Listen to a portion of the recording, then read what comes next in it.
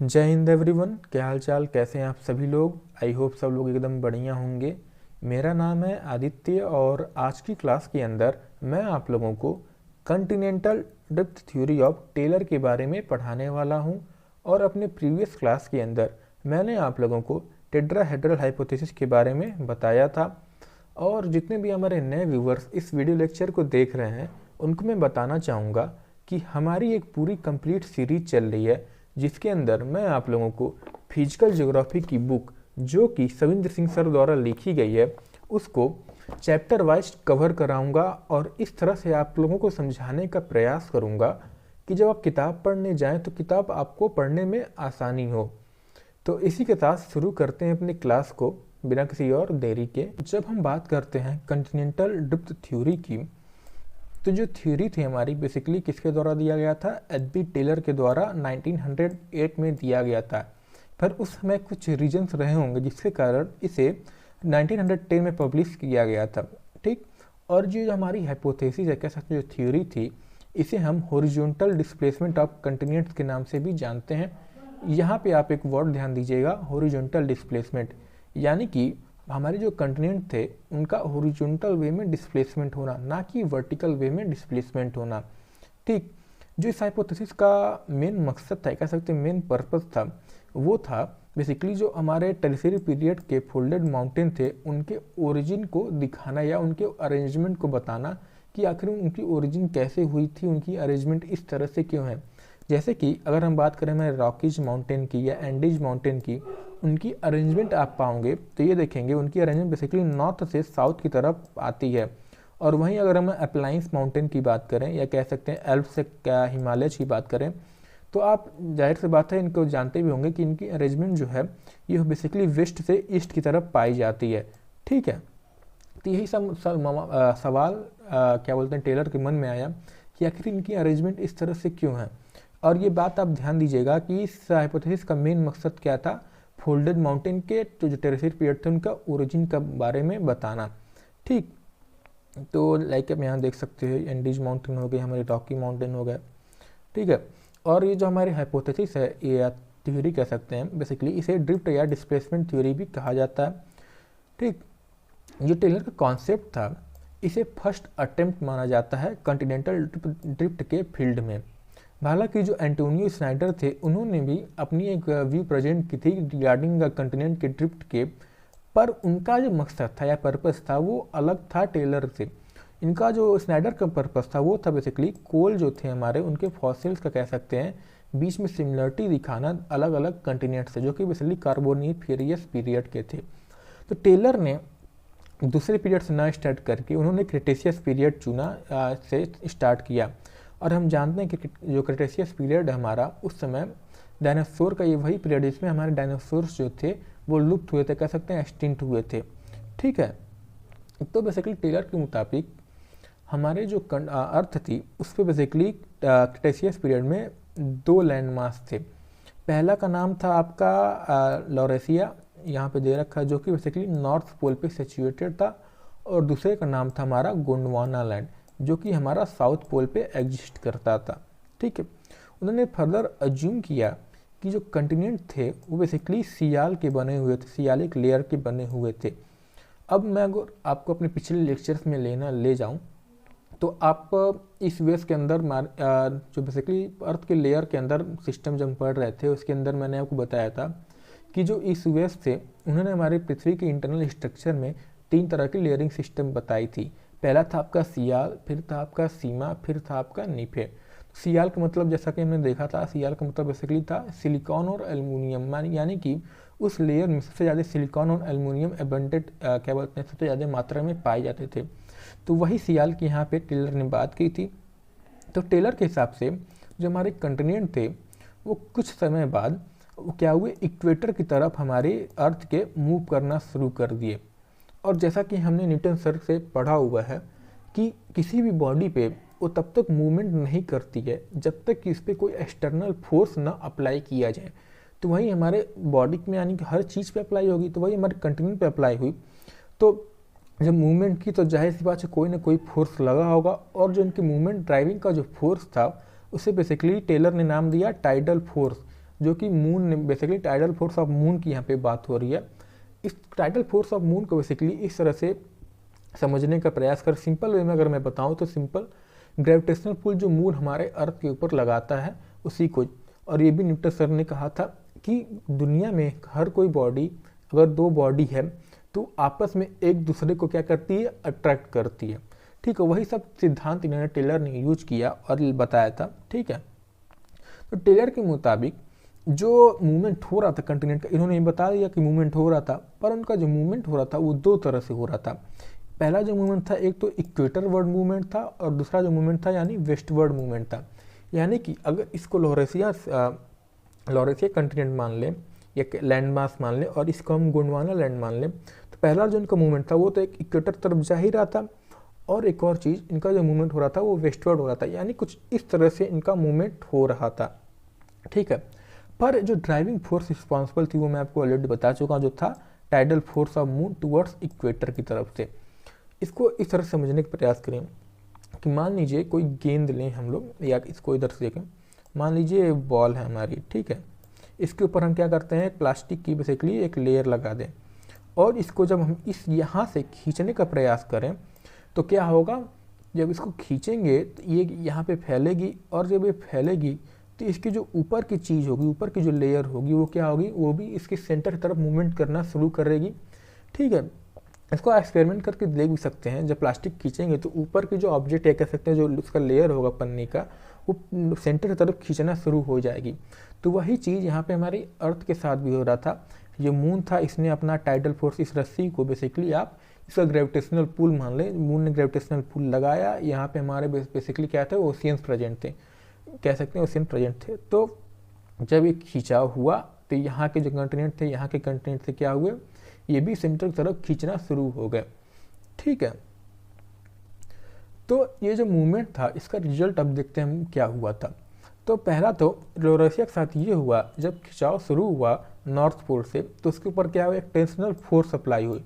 Tensional force को अगर scientific way की, अगर मैं साइंटिफिक डिफिनेशन ना बता के सिंपल वे में आपको समझाऊं, तो बेसिकली जब किसी चीज़ को हम तेज़ी से खींचते हैं या बहुत तगड़ी या मजबूती से पुल करते हैं तो उस पर एक फोर्स अप्लाई होती है, उसे हम टेंशनल फोर्स कहते हैं। ठीक, तो जब टेंशनल फोर्स अप्लाई हुई तो उससे क्या हुआ, उसमें स्ट्रेचिंग हुआ।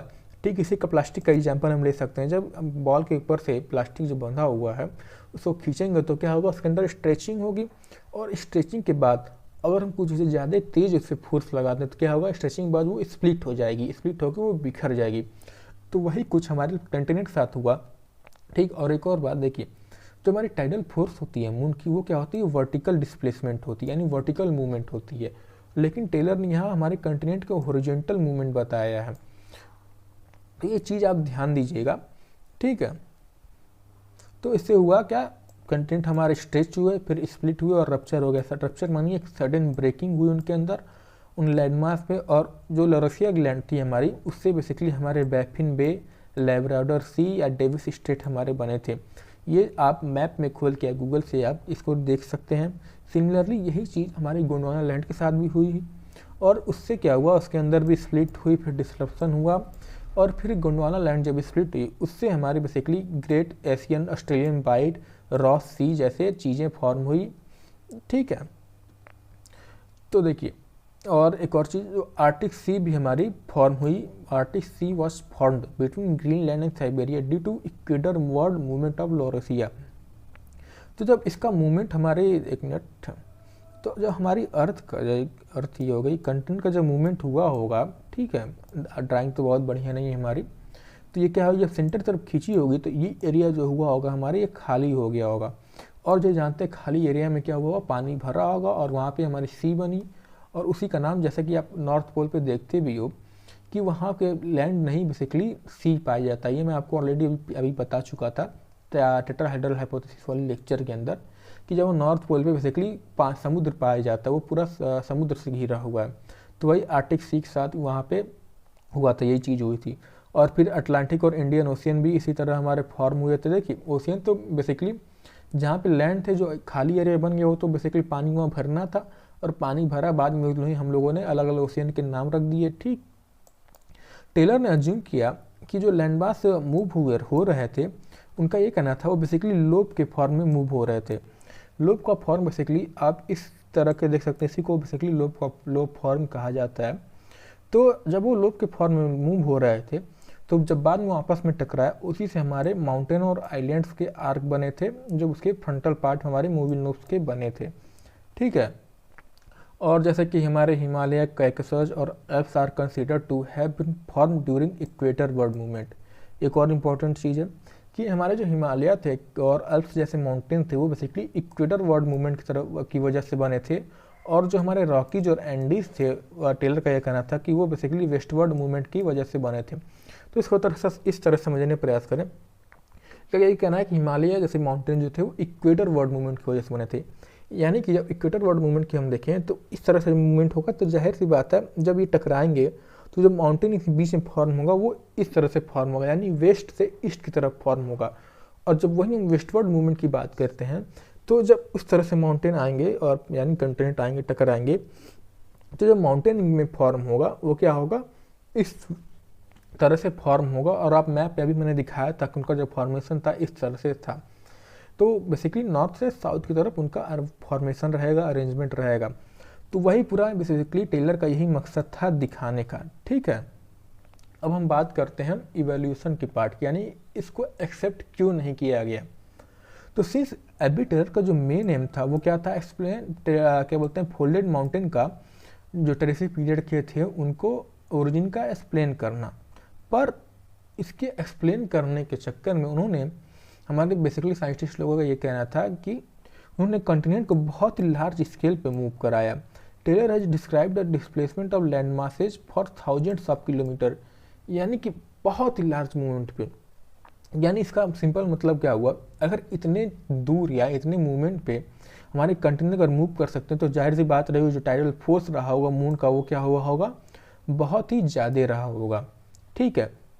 अब इसको मैं आपको एग्जाम्पल के तौर पर समझाने का प्रयास करता हूँ। देखिए, फैन आप लोगों ने देखा भी होगा, जब फैन हम चलाएं और उसके बीच में जो बीच वाला एरिया होता है ना फैन का, लाइक इसको अगर हम फैन मान लें तो इसका जो बीच की एरिया होगा, इसमें अगर हम फैन ऑन कर दें और इसके बीच में कोई हुक लगा के रस्सी से बांध दें, और जब हम रस्सी को हल्का से खींचने का प्रयास करेंगे तो क्या होगा, फैन की मूवमेंट जो हो रही होगी उस पर ज़्यादा फर्क नहीं पड़ेगा।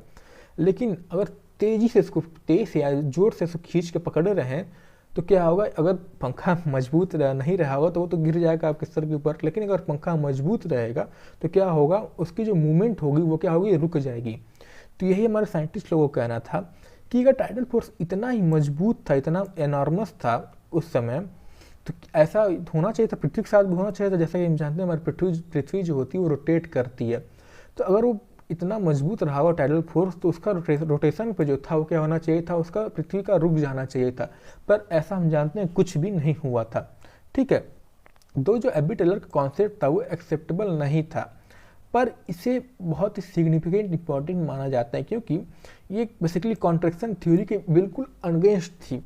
लाइक इसके पहले जितने भी साइंटिस्ट लोग बेसिकली क्या बोलते हैं, हमारे माउंटेन्स के ओरिजिन के बारे में बता रहे थे, तो उनका बेसिकली कॉन्ट्रैक्शन थ्योरी से लेके वो एग्जांपल बता रहे थे। कॉन्ट्रैक्शन थ्योरी बेसिकली वही थ्योरी है जिसमें एक आपने मैंने पढ़ा भी होगा कि जब हमारी पृथ्वी थी बनने के बाद वो क्या हुई, ठंडी पड़नी शुरू हुई। जब ठंडी पड़नी शुरू हुई तो उसका जो आउटर एरिया था अर्थ का वो क्या हुआ, वो जम चुका था। जब ठंडा पड़ के यानी जम चुका था, जिससे हमारा क्रस्ट का फॉर्मेशन हुआ, और जो इनर लेयर था, अभी भी इनर पार्ट था, वो अभी भी ठंडा पड़ रहा था। और जब हम जानते हैं कोई भी चीज़ ठंडी पड़ती है तो क्या होती है, वो सिकुड़ना शुरू हो जाती है। तो वही जब उनका अर्थ के साथ हुआ, कॉन्ट्रैक्शन थ्योरी में ये कहना था अर्थ के साथ हुआ, जब उसका इनर पार्ट अभी ठंडा पड़ रहा था, क्या वो सिकुड़ना शुरू हुआ, लेकिन जो आउटर पार्ट था वो जम के उस एकदम सॉलिड में हो के क्रस्ट बन चुका था। तो उससे क्या हुआ, इनके बीच में गैप जनरेट हुआ, और जो हमारा अर्थ का आउटर पार्ट था वो क्या हुआ, उसके ऊपर कोलेज कर गया, और जो ऊपरी हिस्से बचे वो कंटिनेंट, और उससे हमारे माउंटेन से फॉर्मेशन हुए, और जो निचली हिस्से से पानी भर के हमारे ओशियन के फॉर्मेशन हुए। पर इनकी जो थ्योरी थी देख भी सकते हैं कि बिल्कुल अलग थी, इनकी मतलब सोच बिल्कुल अलग थी उन सब चीज़ से, इसीलिए इसे एक इम्पॉर्टेंट थ्योरी माना जाता है। बेसिकली इसने एक नया डायरेक्शन दिया कि हाँ, हो सकता है कि हमारे कंटिनेंट इस तरह से भी बने होंगे, ठीक है, या ओरिजिन हमारे ओशियंस भी इस तरह से बने होंगे। ए होम्स ने इसे बहुत ही रिमार्क दिया कि गलत ठहराया, पर उन्होंने ये भी कहा कि टेलर को इस चीज़ के लिए क्रेडिट देना चाहिए कि making an independent and slightly and earlier start in precarious field में सबसे ज़्यादा पहला स्टार्ट इन्होंने ही किया था। ठीक है, तो बस आज के लिए इतना ही। आई होप जो मैंने आपको पढ़ाया इस थ्योरी को आपको समझ में आया होगा। ठीक, इसी साथ आप हमारे चैनल को सब्सक्राइब करना ना भूलें, और अभी तक वीडियो लेक्चर को देख रहे हैं तो एक बार लाइक भी कर दीजिएगा, और कमेंट में मेरी आपसे एक रिक्वेस्ट है कि आप मुझे फीडबैक प्रोवाइड करें कि मैं किस तरह से अपनी इस कंटेंट को या पढ़ाने के तरीक़ों को इम्प्रूव कर सकता हूं। तो मिलते हैं आपको अगले क्लास में continental drift theory of Wegener के साथ। तब तक के लिए पढ़ाई करते रहिए और पढ़ाई के साथ हमारे साथ बने भी रहिए और मज़े भी करते रहिए।